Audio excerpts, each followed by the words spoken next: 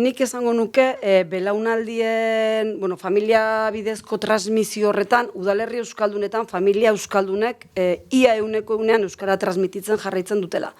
Baina bai gertatzen ari da, tipologia honetako udalerrietan, herritar tipologia bera aldatzen ari da.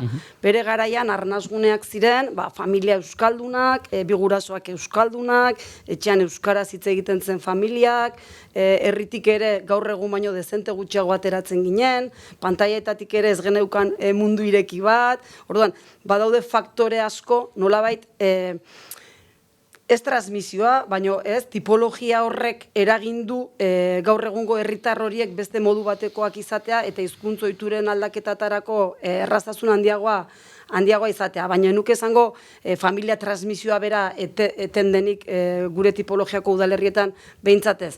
Eta gero transmisioa aipatu duzula, bai gustatuko litzaidake aipatzea, tipologia honetako udalerrietan familia transmisioaz gain oso garrantzitsua dela transmisio soziala, bai? Herri tipologia honetan arau soziala euskaraz egitea da eta horrek indar handia hartzen du. Kasu askotan eta datuetara jota arnasgunetan etxeko erabilera baino altuagoa izaten da kaleko erabilera. Eta hori gaur egun daukagun dinamikan uste dut oso garrantzitsua dela.